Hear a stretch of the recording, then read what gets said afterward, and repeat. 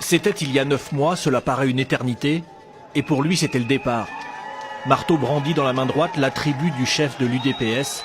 Félix Tshisekedi prend le pouvoir au sein du parti, après des décennies passées dans l'ombre du père charismatique, Étienne. D'aucuns accusent l'UDPS d'avoir mené durant des années un combat politique stérile et de ne pas accéder au pouvoir. Eh bien, cette fois-ci, aux fins de conquête effective du pouvoir, nous nourrissons les ambitions électorales légitimes suivantes. Gagner haut la main la présidentielle.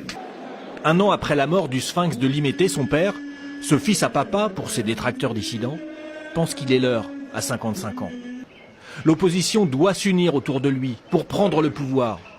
À Genève, en Suisse, début novembre, les candidats et hommes forts anti-Kabila sont tous là. Mais Tshisekedi est écarté par un vote à la surprise générale au profit de Martin Fayoulou. Nous sommes des démocrates, nous voulons instaurer la démocratie, nous devons commencer par prêcher par l'exemple.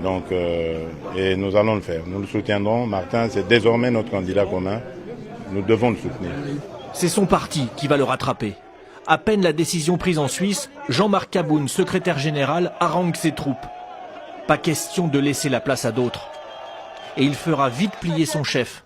Félix Tshisekedi se retourne et annonce sa candidature. « Je suis un chef qui sait écouter », justifie-t-il en substance. Il revient à Kinshasa fin novembre, une foule énorme l'accueille, avec Vital Kamerhe à ses côtés. Mais l'opposition est maintenant divisée. Des observateurs y voient un bon signe pour Kabila et son régime.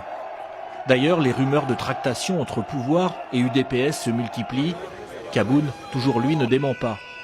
Et les justifie même par une logique de réconciliation nationale.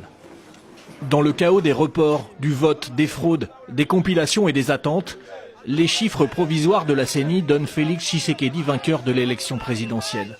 L'UDPS accède aux affaires. Mais la première transition pacifique du pouvoir, comme le pays l'a rêvé, n'a pas existé. Des Congolais sont morts. Et les prochaines heures donneront le ton sur la légitimité que va donner le peuple à ce futur président.